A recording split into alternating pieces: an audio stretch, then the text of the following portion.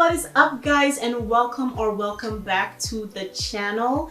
So today I want to get into something that is near and dear to my heart, and I kind of fell off after I decided to be a heat trained natural. I fell off, honestly, and it's laziness. I have no excuse, but it is Ayurvedic hair care. First, before I get into anything else, what is Ayurvedic hair care? Now, it simply is a way of taking care of your hair that is more natural and holistic.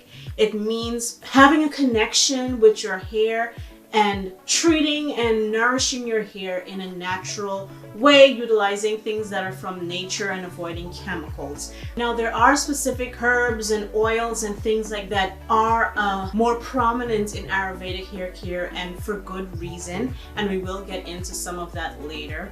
But I want to talk about why I believe Ayurvedic hair care is important. Now, aside from avoiding chemicals and things like that and poisoning your body, Ayurvedic hair care believes that your hair is a direct extension of your health. It has connection to your bones and your marrow, your nervous system. That's why, and that also goes for like your skin and your nails and things like that. That's why like hair, skin and nail vitamins, they all have correlation with each other. And if you're someone who studied science and things like that, you would know that different health issues do manifest themselves in your nails, in your skin, in your hair. So Ayurvedic hair care, as mystical as it might sound sometimes, if you really get into it, it is science and fact-based information. Just that these people have been doing these things for centuries and centuries before science was even born.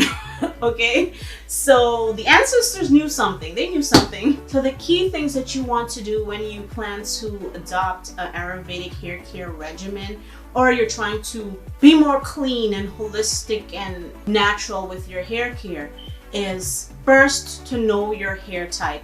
Now, in Ayurveda, they have all type of different names and reasons and whatever, but I'm not going to get into that specifically. But knowing your hair and how it operates in certain conditions is very important. Do you have extremely coarse curly hair? Is it protein sensitive? Is it low porosity, high porosity? Does your hair get dry easily? Does your hair get greasy? Those are things that you should know, and from that you'd be able to better choose Ayurvedic herbs and oils that would benefit your situation and help you to grow your hair and keep it healthy and thriving. Which brings me to the next important part of an Ayurvedic hair care routine, is choosing your shampoos and products correctly. Now, one of the things that is very important in Ayurvedic hair care, usually we start with shampooing, then condition, but the whole pre-poo process and applying a nice oil or something to your scalp and your hair before shampooing is very important, because it helps to maintain more of your natural oils and moisture in your hair while using a clarifying and stripping conditioner.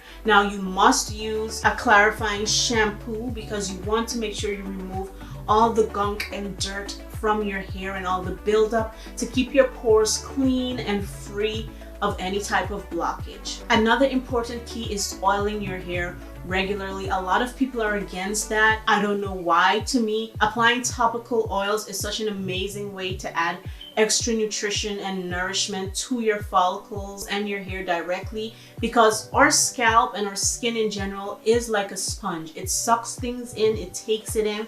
When you take a vitamin and a pill, it has to go through your whole digestive tract, break down, some of it is lost. It gives it to your bones, your this, your that, then the ones that are left goes to your hair and your skin and your nails. But oiling your scalp is an amazing way to directly treat your hair and keep it nourished and give it exactly what it needs. Now, washing your hair regularly is also very important, because you want to maintain a clean, healthy, bacteria-free environment for your scalp to help your hair to grow and to prevent some nasty scalp conditions and things like that, girl. Now, conditioning and deep conditioning your hair is also important in Ayurvedic hair care, of course, with the utilization of nourishing herbs and oils and things like that.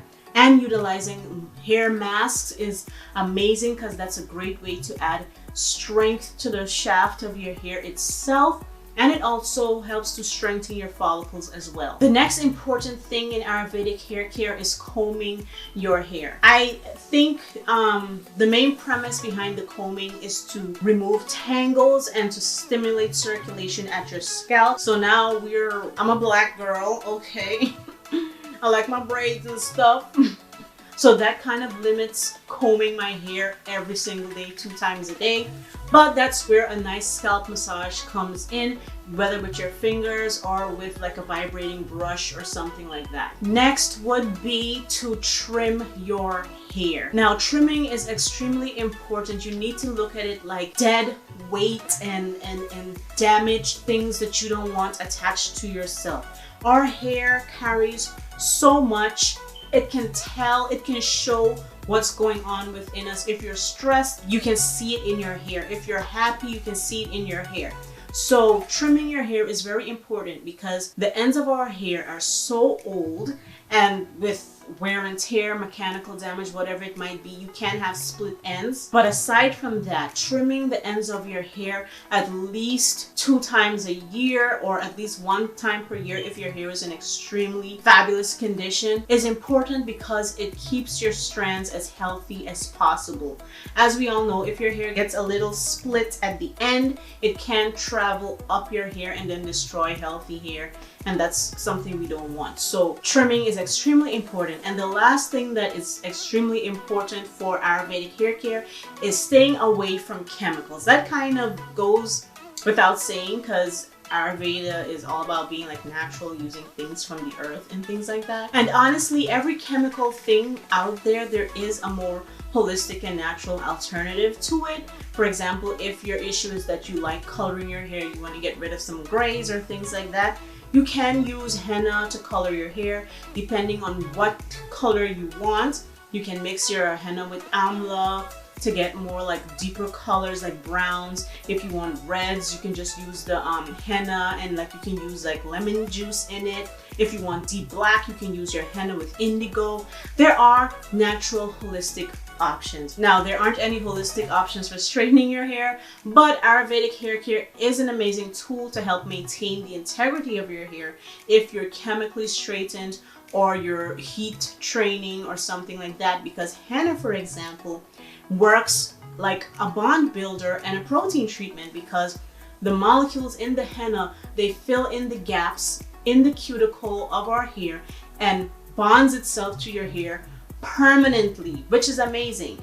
Because, for example, lots of bond builders out there, they work, they attach, but you need to continue the treatment to maintain that bond in your hair.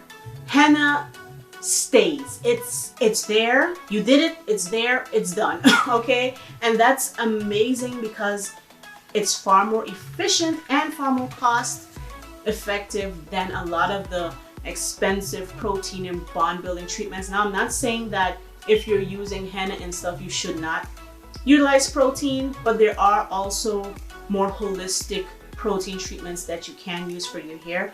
And I do believe that taking care of your hair in a holistic way is beneficial in more ways than one, not just for the health of your hair and growing long, healthy hair, but for the overall health of your body, because you don't want to give up on relaxers for whatever reasons, getting away from chemicals and the poisons and whatever, but then you're using products that are just as bad, just that it's not permanently straightening your hair. Our skin, as we shower and rinse those products out of our hair, our skin is still taking some of it in. And that's one of the reasons I decided to focus mostly on Ayurvedic hair care, because it works wonders for maintaining the health of your hair, seeing exponential growth in your hair over a short period of time, and it's way more cost effective. I think it will be a little bit more time consuming though, because it does require a lot of pre-mixing and things like that.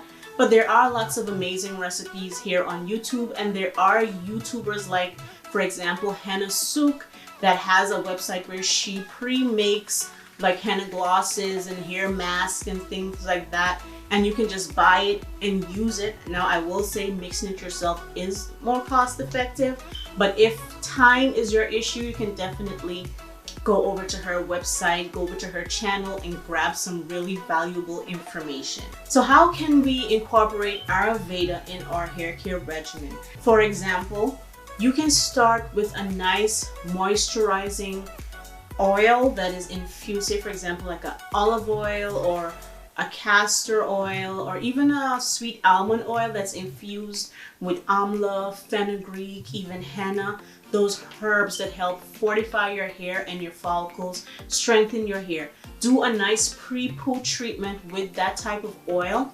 Follow up with a cleansing, deep cleansing shampoo, followed by a conditioner or deep conditioning treatment and a hair mask. If you don't have time to do both of those, you can just mix whatever herbs of your choice, like fenugreek or henna, cassia, amla, brahmi, whatever it is. You can mix it in, even hibiscus, which is extremely hydrating. Mix it in with your conditioner or your deep conditioner so you get a deep conditioning mask. Do a 2-in-1. Let it work into your hair, soak into your hair for a minimum of about 2 hours, and then you rinse that out. Follow it up with a nice leave-in treatment. You can even use like a tea rinse, which works great for closing your cuticles and strengthening your hair. And you can add a little bit of green tea in that, or even coffee in that, to give you an extra bit of hair growth boost. Follow it up with your favorite leave-in conditioner and seal your hair and your ends especially with, you can use some of the same oil that you used in the beginning for your pre-poo process, and style as you would like. Now, if you're heat trained, I would forego the oiling of the ends of your hair, because that's a recipe for frying your hair. But after the deep condition and the mask, you can go ahead and apply like the tea rinse to your hair, let it sit for a few minutes, and then rinse it out with cold water. Then follow that up with your leave-in conditioner, your heat protectant, your serum, and proceed with blow drying and flat ironing your hair. Now, the key points that I want to leave with you guys is Ayurvedic hair care might not be something that you want to do because it can be time consuming, especially with the mixing and a lot of DIY, unless you plan to buy things yourself. But in the long run, taking a more holistic approach to your hair care has way more benefits than it could ever have cons. And in the long run, it is way more cost effective, and you will see greater results. And another thing with using holistic and organic things, the recipe never changes. How many times have you found leave-in conditioner, deep conditioner that works amazing on your hair, then you hear something on the news or on the internet that, oh, they found a product in it that causes this, that, or the other, so they're changing their formula, then it no longer works and you have to go on the hunt for something that works again. Nature doesn't change, honey. Just saying. Alright guys, thank you so much for watching this video. I hope you grabbed a bit of knowledge from it and you learned something, and it has helped you to pursue a more holistic approach to your hair care, because it really is way better, not just for our health but also for the environment. And don't forget to like, comment, and subscribe. Until I see you guys next time, bye bye.